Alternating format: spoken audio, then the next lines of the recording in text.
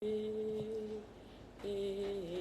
comment ne pas te louer? Et comment ne pas te louer? Et Seigneur Jésus, comment ne pas te louer? Et comment ne pas te louer? Et comment ne pas te louer? Et Seigneur Jésus, comment ne pas te louer? Et comment ne pas te louer? Et comment ne pas te louer? Et Seigneur Jésus,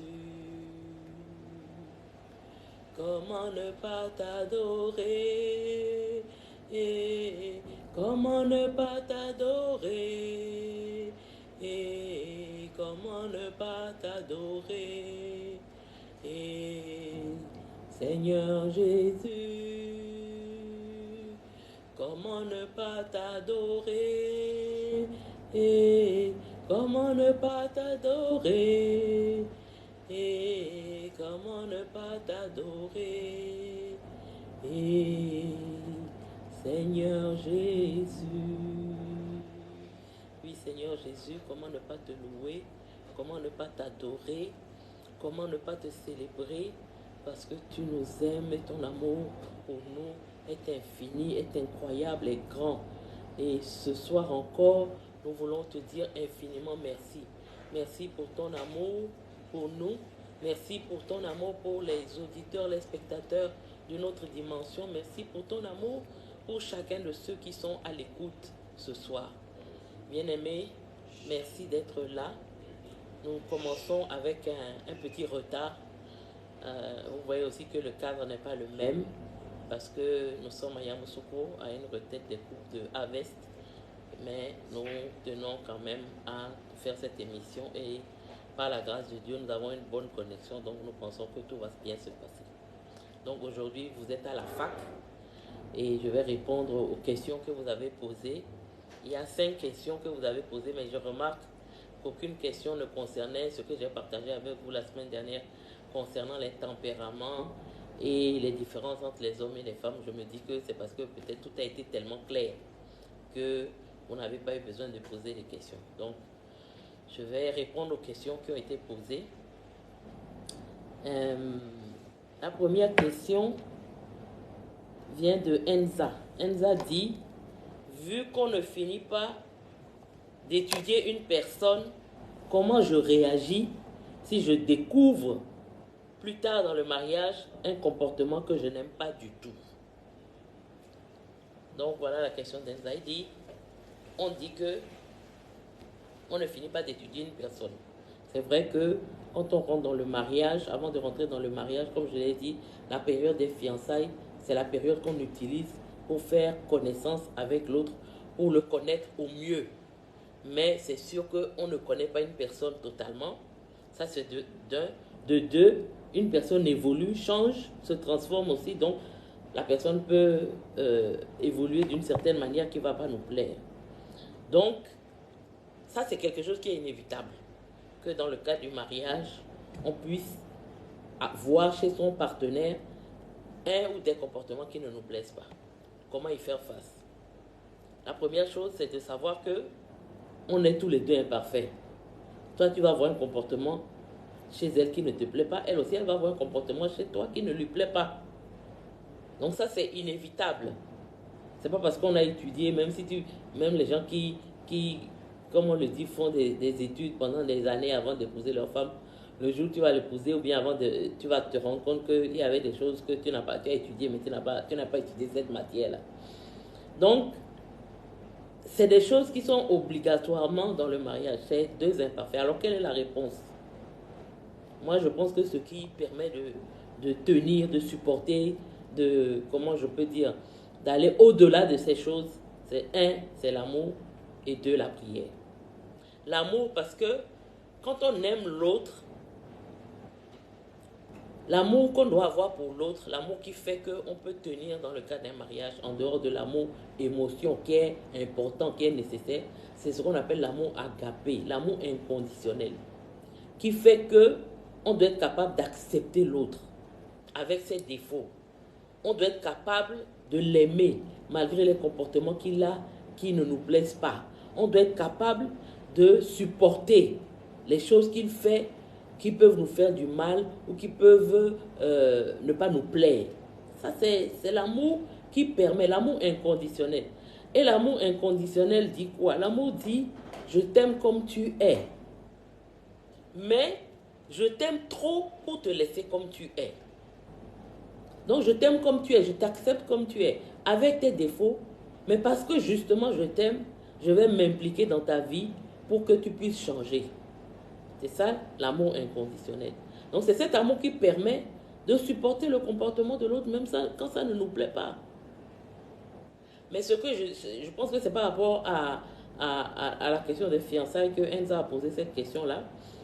Il faut faire tout pour connaître le maximum de choses sur la personne avant de se marier. Surtout les... Bon, quand il a dit son comportement ne me plaît pas, il faut quand même qu'on fasse la différence entre des comportements dans des domaines majeurs et puis des domaines mineurs. Il y a des petites choses de la vie, des choses qu'on n'aime pas, mais qui n'ont pas d'importance réellement.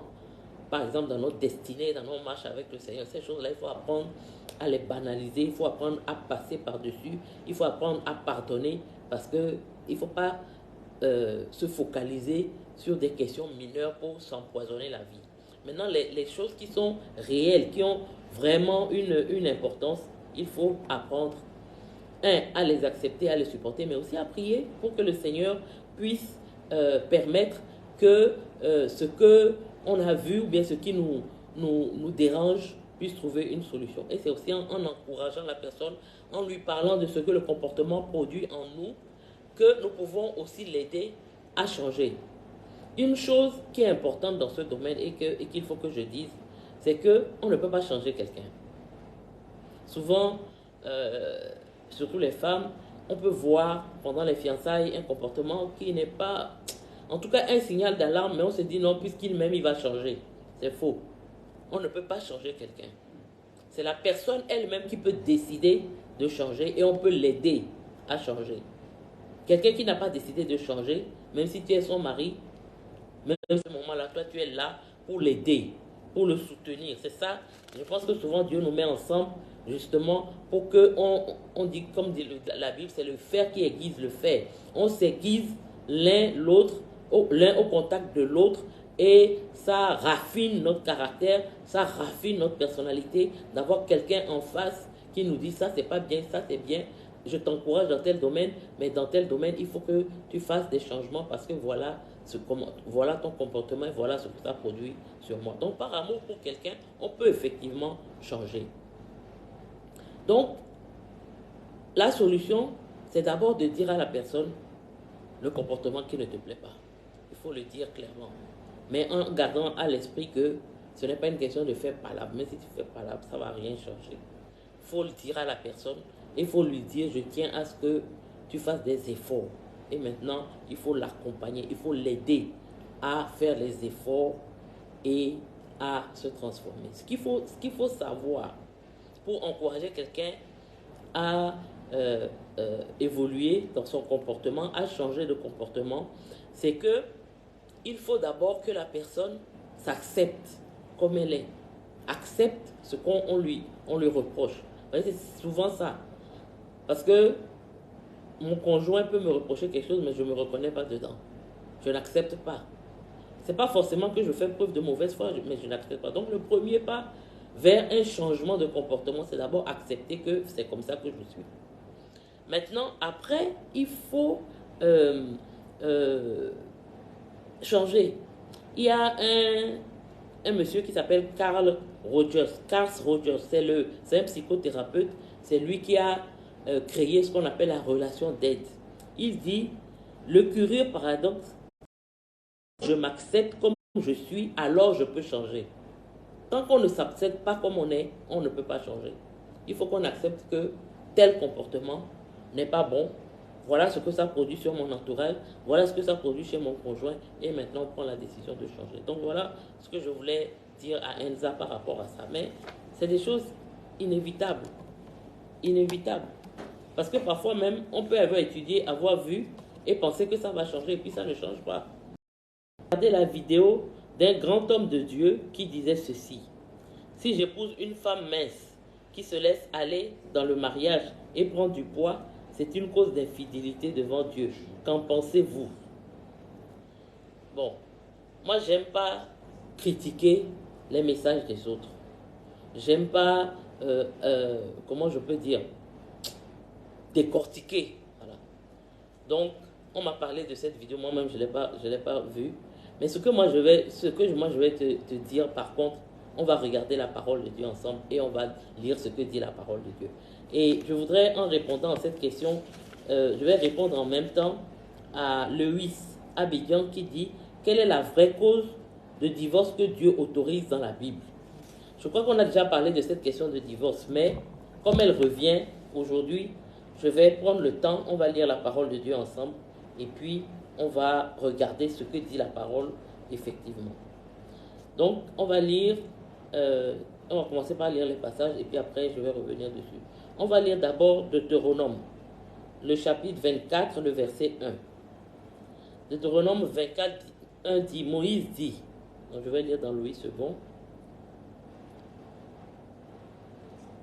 Lorsqu'un homme aura pris et épousé une femme qui viendrait à ne pas trouver grâce à ses yeux, parce qu'il a découvert en elle quelque chose de honteux, il écrira pour elle une lettre de divorce et après la lui avoir remise en main, il la renverra de sa maison.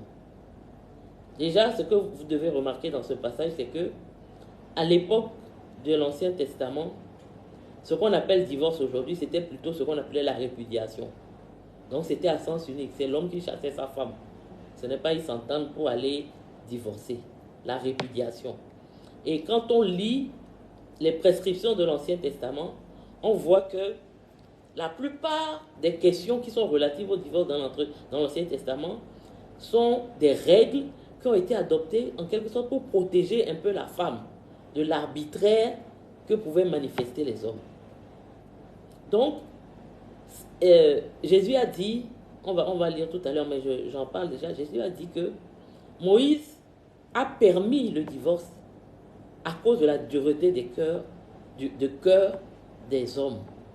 Mais il faut, même dans l'Ancien Testament, l'idée originale à la création de Dieu, c'est que l'homme quittera son père et sa mère, s'attachera à sa femme et les deux deviendront un.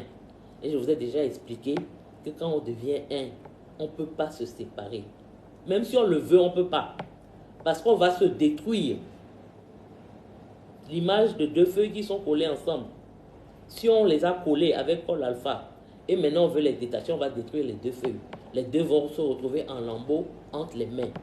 Donc, ce n'est même pas que Dieu interdit le divorce, mais pour Dieu, c'est inconcevable que deux personnes qui se sont unies puissent divorcer sans que cela ne crée des dégâts.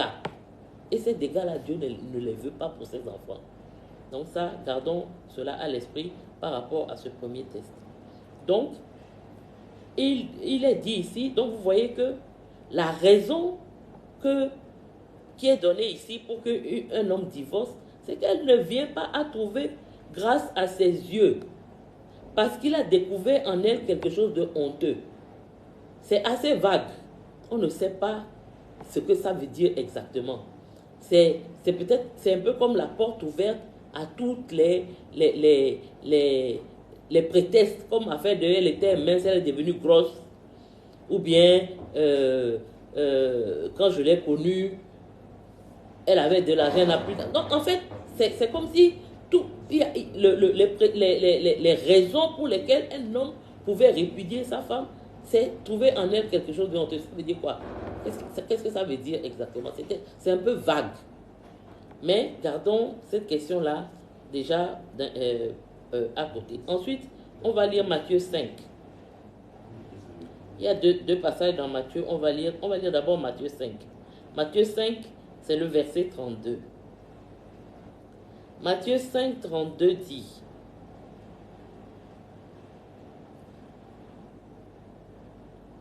mais moi, bon,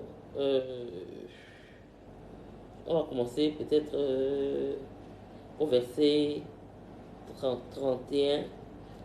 Il a été dit que celui qui répudie sa femme lui donne une lettre de divorce. Ça, c'est ce que Moïse avait donné.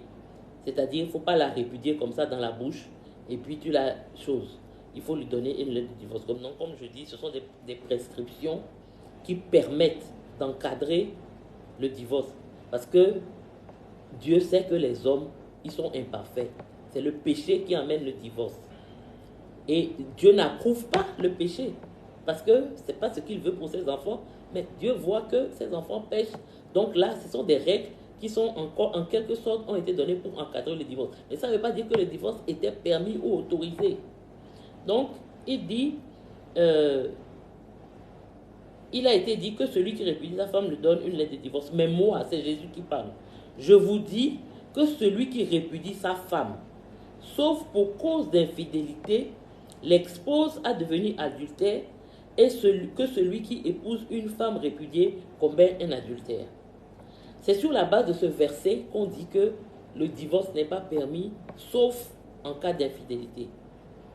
Mais quand on veut bien situer le texte dans son contexte, c'est pas la question à laquelle Jésus est en train de répondre ici. Ce n'est pas la question de savoir si on peut divorcer ou pas. C'est la question de savoir, c'est quand on peut parler d'adultère quand on a divorcé. Parce que celui qui divorce et que son divorce n'est pas légitime et qui se remarie commet l'adultère. Donc c'est la question qui est posée. Parce que si vous regardez bien le contexte là, les Juifs là ont posé la question à Jésus. Jésus est en train de répondre à la question de l'adultère. Et ce qu'il faut comprendre, c'est que effectivement, la femme qui est répudiée ou bien qui est divorcée parce que elle a commis l'infidélité, elle est déjà adultère. Donc, même si on la divorce, elle est déjà adultère. Donc, il n'y a pas question d'aller dire encore qu'elle est adultère. Donc, c'est pour ça que c'est sauf pour cause d'infidélité. Elle est déjà adultère. Mais là, c'est pas ce texte-là c'est pas sur ce texte-là qu'il faut baser pour dire que Jésus dit que le divorce est permis. Parce que même là, ce n'est pas ça vraiment la vraie raison.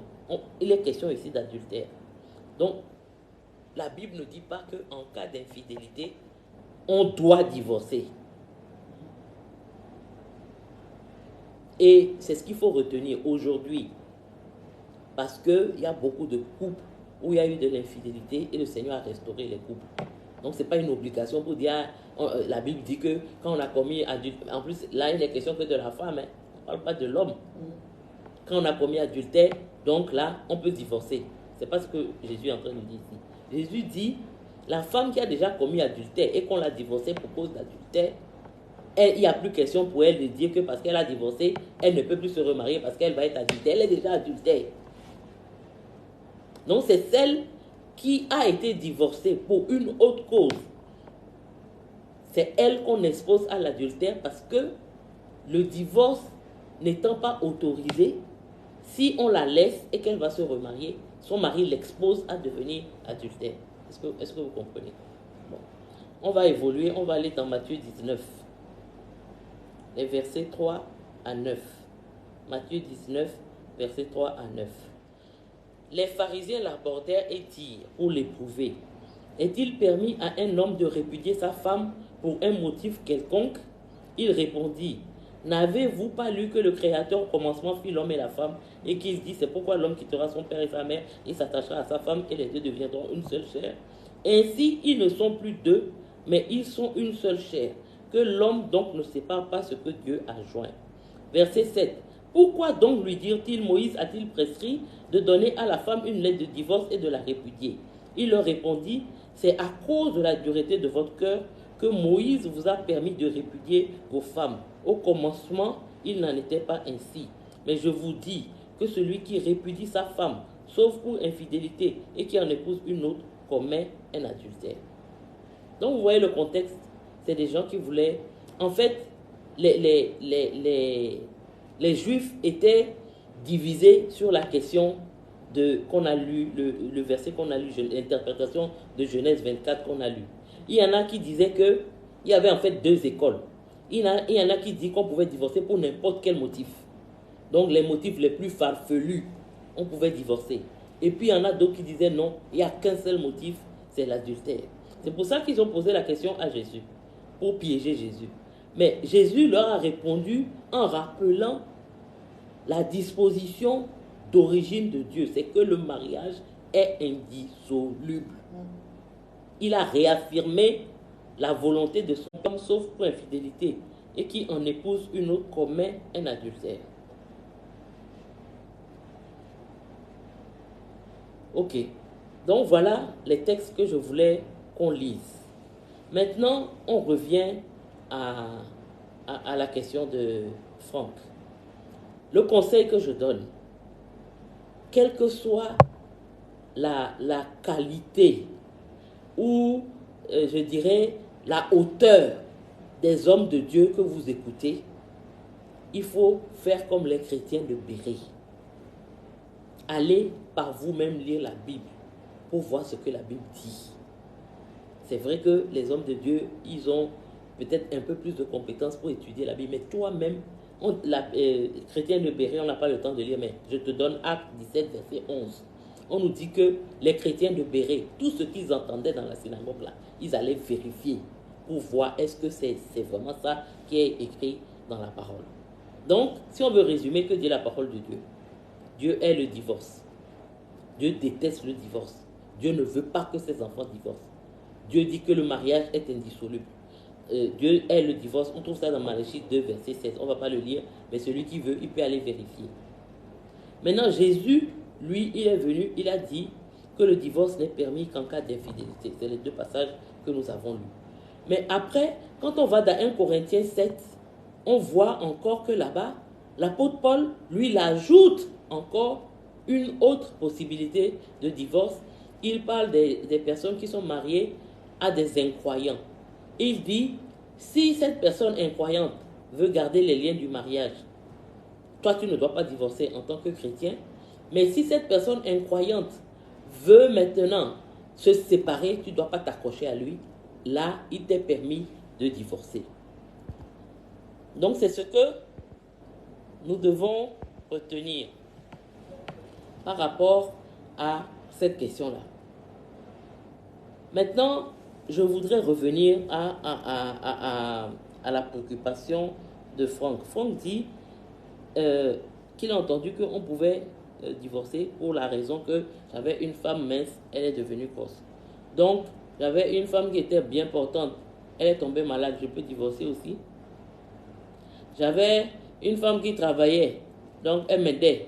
Maintenant, elle est au chômage, je peux divorcer aussi.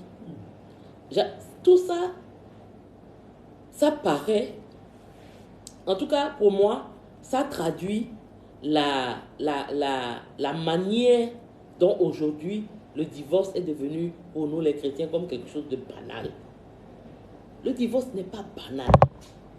Ça cause des dégâts. Non seulement dans la vie des deux personnes impliquées, mais dans la vie de leurs enfants. Donc il ne faut pas qu'on traite ces questions-là à la légère. Et nous, en tant que pasteurs, on doit vous encourager à rester dans vos mariages, à tenir bon, quelle que soit la difficulté. On peut régler la difficulté. C'est vrai, vous n'avez pas posé la question, mais j'entends d'autres types de questions. Donc, si mon mari me bat, vous dites il n'y a pas de divorce, donc je vais rester là, il va me tuer. Si mon mari est alcoolique, il boit, il frappe les enfants, il me frappe, je vais rester là.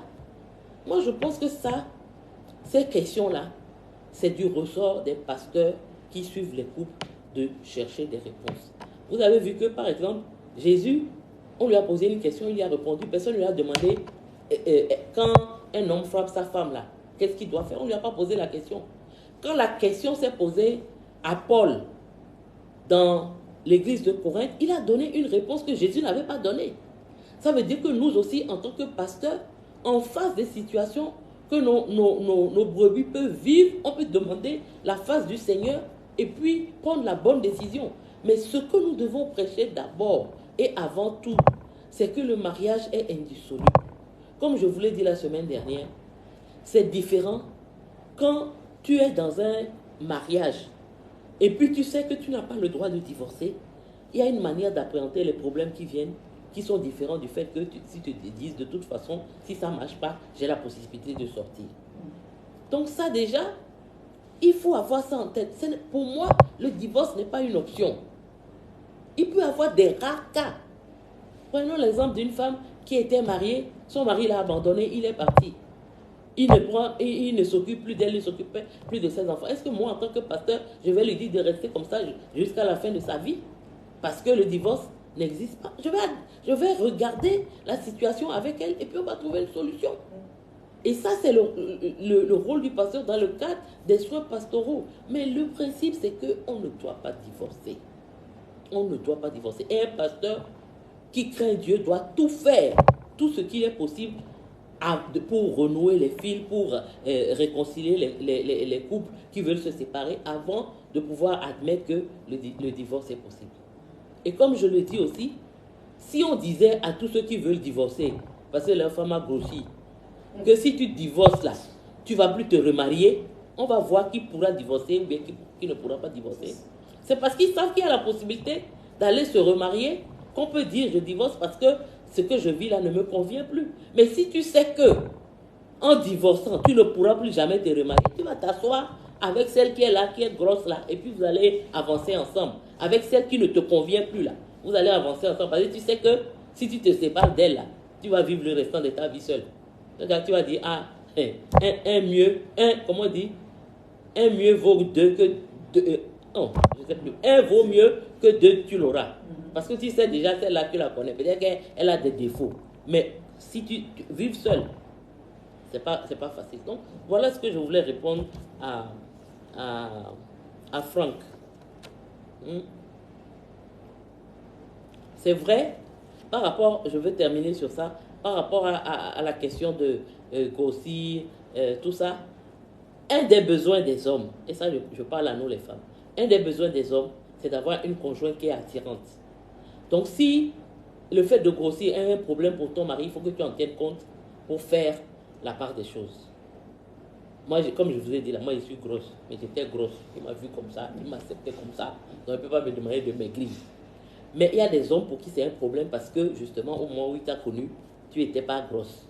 Donc ça veut dire que quelque part, tu ne réponds pas à son besoin parce que pour lui, une femme qui est attirante, c'est une femme qui garde. Mais ça, c'est des choses qu'on peut ensemble régler. Ça, on ne va pas divorcer pour ça. Régime, ça existe. Il y a même plus que des régimes. Donc si c'est un problème, vous en discutez, vous communiquez là-dessus. Et puis, mais pour conclure, vraiment, je veux dire que l'amour, là, le vrai amour, là, comme on dit, ça rend aveugle. Donc, je ne sais pas si vous avez déjà vu des bébés qui sont vilains. Toi, tu vas voir le bébé là, tu dis qu'il est vilain. Mais sa maman là, elle ne le trouve pas vilain. Parce que dans ses yeux là, le regard qu'elle a là, c'est un regard qui est rempli d'amour. Donc son bébé n'est jamais vilain. Je n'ai jamais vu une maman qui dit ah moi mon bébé est vilain. Il y a des bébés, toi même quand tu les vois là, tu dis qu'ils sont vilains. Mais la maman là, elle ne considère jamais que son bébé est vilain. La même chose dans le couple. Il y a des maris et des femmes, quand tu les vois là, tu as demandé mais elle lui a trouvé quoi ou bien il lui a trouvé quoi. Mais lui il la trouve jolie. Pourquoi? Parce qu'il aime. Et notre prière, en tant que mari et femme, c'est de prier pour que ces yeux qui voient le beau là, Dieu nous les donne toujours l'un pour l'autre. Pour que quel que soit le poids des âges, on voit toujours l'autre comme étant quelqu'un de beau. C'est possible. En tout cas, je vous dis, c'est possible. Moi, j'ai expérimenté ça avec mon mari. Mon mari était malade. Il est devenu décharné. Mais moi, quand je le voyais là, je ne le voyais pas comme ça. C'est le jour où j'ai pris une photo de lui que j'ai regardé la photo là. C'est là que je me suis rendu compte. Mais quand moi je le vois avec mes yeux naturels là, je ne vois pas. Je vois l'homme que j'ai épousé, que j'aime. Donc c'est important de faire ce genre de prière pour que le Seigneur nous préserve, pour qu'on n'ait pas à arriver à des extrémités qui vont nous faire des choses qui vont nous éloigner du Seigneur. Et bon, Lewis, tu as dit quelle est la vraie cause que Dieu autorise dans la Bible. C'est ce que j'ai dit. Je dis, Jésus a parlé d'adultère, l'apôtre Paul a parlé de conjoint qui n'est pas croyant. Mais je pense qu'en tant que pasteur aujourd'hui, on peut trouver d'autres choses. Parce que ce qu'il faut retenir, c'est que la Bible n'a pas dit, voilà, cité de manière exhaustive les cas dans lesquels le divorce est possible. La Bible pose le problème, le principe, pas de divorce. Quand on se marie, c'est pour la vie. Maintenant, à la question qu'on a posée à Jésus, il a ouvert une porte. À la question, au problème auquel faisait face Paul, il a ouvert une porte. À nous aujourd'hui aussi, en tant que pasteur ayant des brebis, d'ouvrir des portes dans les cas où, par exemple, il y a abus sexuel, dans les cas où il y a, comment on appelle ça, violence conjugale, voilà. Mais c'est des cas qu'il faut examiner au cas par cas, avec la crainte de Dieu, en demandant à Dieu ce qui est meilleur. Parce que parfois, le divorce est la solution qui paraît la meilleure par rapport à maintenir ensemble deux personnes qui vont se détruire. Mais c'est des cas infimes, exceptionnels. Et ça là, c'est même pas... Retenons seulement qu'il n'est pas possible de divorcer. Quand les cas extrêmes vont se présenter, il appartiendra au pasteur de faire. Mais l'objectif de tout pasteur qui aime Dieu, qui se respecte, qui connaît Dieu, c'est d'éviter à tout prix le divorce. Et on ne recourra au divorce qu'en dernière extrémité. Voilà ce que je voulais répondre aux deux questions de Franck et de Lewis. Maintenant, la troisième question, elle vient de Anonyme France. La question dit, c'est un homme, moi je m'excuse quand j'ai tort, mais ma femme n'arrive pas à reconnaître ses erreurs et ne s'excuse jamais.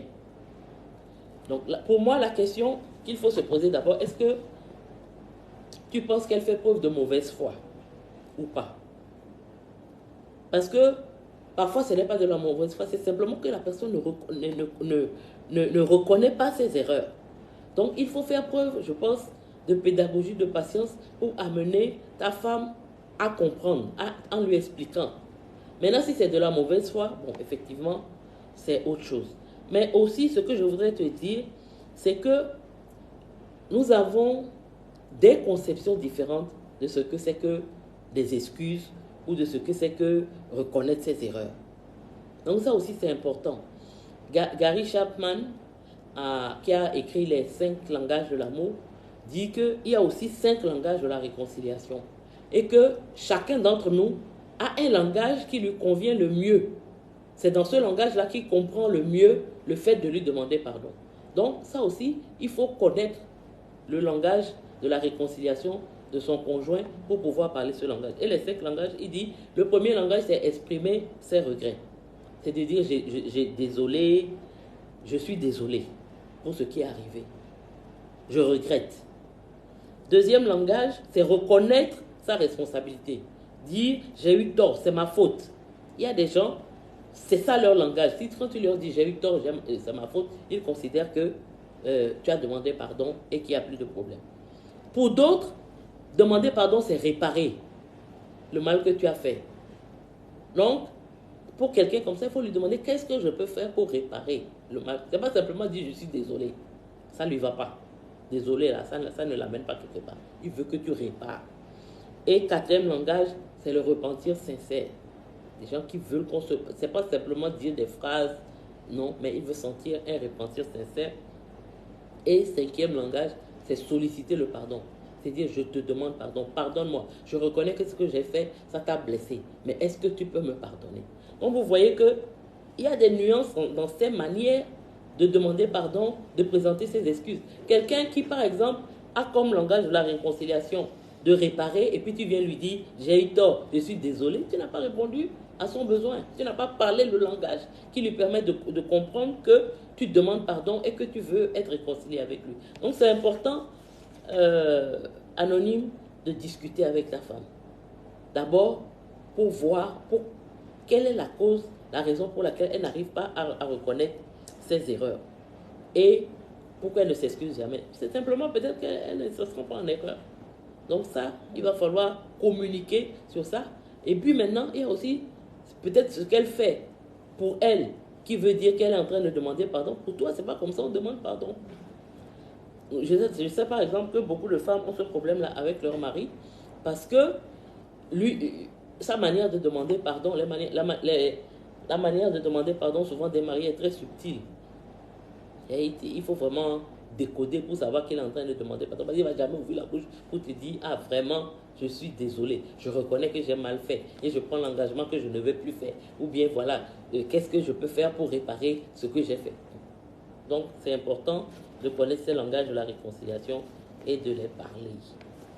Et donc, la dernière question, la 5e question, elle vient de Anonyme cette fois. Elle a dit que pour aujourd'hui, elle est anonyme. Donc, bonsoir pasteur, mon fiancé est beaucoup jaloux. Je dis beaucoup. Ça me met mal à l'aise la plupart du temps. Que faire? Je vais te donner 2 citations qui ne sont pas bibliques, mais qui sont intéressantes. La première est de François Victor Hugo. C'est le fils de Victor Hugo. Il dit, la jalousie est inséparable de l'amour. Elle le suit toujours pas à pas. Donc la jalousie est inséparable de l'amour. Mais ce qui fait que je ne vais pas m'arrêter là, c'est que tu dis qu'il est beaucoup. Voilà. Donc peut-être que c'est une jalousie maladive, une jalousie excessive. C'est ça qui n'est pas normal. Et je te donne la deuxième citation, qui est de Christine de Suède, c'est un auteur. Elle dit, l'amour fait naître la jalousie, mais la jalousie maladive fait mourir l'amour. Effectivement, une jalousie excessive peut être très dangereuse.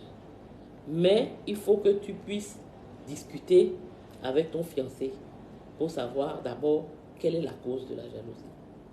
En règle générale, la jalousie maladive excessive, c'est la peur, vraiment la crainte de perdre l'autre. C'est une forme, elle est basée sur l'insécurité que la personne ressent de perdre la personne qu'elle aime. Ça peut être dû à une trahison, à un abandon, à une infidélité dans le passé, ce qui a fait que ça a créé une certaine fragilité dans le cœur de la personne et c'est ça qui la pousse à être excessivement jalouse. Ça peut être aussi, derrière la jalousie excessive, il y a souvent aussi le manque de confiance en soi. Parce qu'on n'a pas suffisamment confiance en soi, donc cela pousse à croire que l'autre peut nous quitter, l'autre peut nous abandonner, l'autre peut nous laisser. Donc il faut que tu puisses discuter avec ton fiancé pour parler un peu de tout ça. D'où lui vient ce sentiment d'insécurité qui le pousse à faire preuve d'une jalousie maladive. Ça peut ne pas être aussi son histoire, mais peut-être toi, ton comportement. Peut-être que tu fais des choses que tu banalises, je sais pas, tu as un certain comportement ou une attitude qui le pousse à ne pas avoir confiance en toi. Donc ça aussi, il faut pouvoir discuter pour identifier quel est le problème, quelle est sa source. Et puis ensuite, maintenant, tu pourras l'aider à comprendre d'abord pourquoi il réagit comme ça et à en rechercher l'origine. La jalousie, c'est une émotion. Comme toute émotion, lorsqu'elle prend trop de place, il faut qu'on apprenne à mettre en place des comportements qui permettent qu'elle ne nous envahisse pas, qu'elle ne bloque pas tout. Donc ça, c'est des stratégies qu'il faut mettre en place pour dire, bon, quand ça commence à devenir trop, non, je lui fais confiance. Voilà, donc c'est à lui, vous devez discuter et tu dois l'aider à mettre en place ces stratégies. Si c'est tes attitudes, peut-être, il y a des gens qui ne voient pas de mal quelque part. Donc, moi, je me rappelle quand j'étais jeune, je disais, quand j'ai commencé à sortir avec mon mari, j'avais des amis hommes. Et moi, je lui disais, mais je ne vois pas comment on peut ne pas avoir d'amis hommes. Moi, je ne pense pas à mal, il n'y a rien de mal à avoir des amis hommes. Mais quand j'ai commencé à voir que ça créé des problèmes, j'ai oublié très vite ma doctrine et je me suis calmé parce que je voyais que pour lui, ce n'était pas possible. Lui, dans sa conception, amitié homme-femme, là, ça n'existe pas. Ça va toujours aller déboucher sur autre chose. Donc, c'est comme ça. C'est à toi de calmer, de tranquilliser ton fiancé si c'est ton comportement qui le pousse à réagir comme ça. Maintenant, si c'est d'autres fragilités issues de son passé, c'est pour ça que je dis, pendant les fiançailles, là, tout ça, là, il faut en parler. Quel traumatisme il a vécu dans son enfance? Peut-être qu'on l'a abandonné. Peut-être qu'il a été rejeté. Donc, lui pense maintenant que toutes les personnes qu'il aime peuvent l'abandonner. Donc, ça, parfois, C'est vraiment, nous les chrétiens, on a peur de la thérapie, la relation d'aide, mais on peut trouver des psychologues chrétiens qui vont nous accompagner pour régler ces problèmes de fragilité. Les chrétiens, bon, soit on dit tous ces démons, démons, ou alors on ne prend pas en compte, on dit bon, ça tue pas africain. Ça peut tuer africain. Donc il faut pouvoir, si c'est vraiment excessif, trouver de l'aide. Si toi tu ne peux pas l'aider, trouver de l'aide, ça peut être un pasteur, ça peut être un psychologue qui va l'aider justement à réfléchir sur ce qu'il a vécu dans le passé, qui a créé ce manque de confiance en lui-même, ou bien ce sentiment que dès que la personne se comporte de telle ou telle manière, elle va le tromper, ou bien elle va l'abandonner, ou bien elle va cesser de l'aimer, etc. Donc voilà un peu ce que je voulais partager, et la réponse que je voulais te donner. Donc voilà, je pense que j'ai répondu à toutes les questions. Je voudrais vous remercier, merci vraiment d'avoir posé les questions. Et on a été un peu long, mais on va s'arrêter là. Et je vais prier pour terminer et vous donner rendez-vous à mardi. Mardi, il y aura de bonnes choses. Soyez là, invités, partagez. Il y a encore de bonnes choses que nous pouvons partager ensemble. Seigneur, je voudrais te bénir et te rendre grâce pour tous tes enfants qui étaient à l'écoute. Merci d'avoir été là avec nous. Merci de nous avoir aidés. Je prie particulièrement concernant la question de divorce, que toi-même tu clarifies les choses pour tes enfants, Saint-Esprit, parce que c'est une question capitale et c'est une question importante que, en tant qu'enfants de Dieu, nous devons traiter, nous devons être au clair par rapport à ce que nous savons de ta volonté dans ce domaine et ne pas nous laisser entraîner dans des choses qui vont nous éloigner de ta volonté parfaite. Tu as dit l'homme quittera son père et sa mère, s'attachera à sa femme et les deux deviendront un. Et cela est important que nous puissions, en tant que foyer chrétien, vivre ces choses. Et que dans la manière dont le divorce est devenu banal, même parmi les chrétiens, que cela ne soit pas ainsi, parce que ce n'est pas cela ta volonté. Merci Seigneur pour tous ceux qui étaient à l'écoute. Merci pour tous ceux qui ont posé des questions. Je prie que tu leur donnes les réponses qui n'ont pas été peut-être à leur goût, dont ils ne sont pas totalement satisfaits. Saint-Esprit, continue à les enseigner. Merci pour cette journée qui s'achève, pour ta présence dans nos vies. Nous te rendons toute la gloire, Seigneur. Au nom puissant de Jésus, j'ai prié. Amen. Amen. Soyez bénis et à mardi. Non, je ne me voyais plus passer.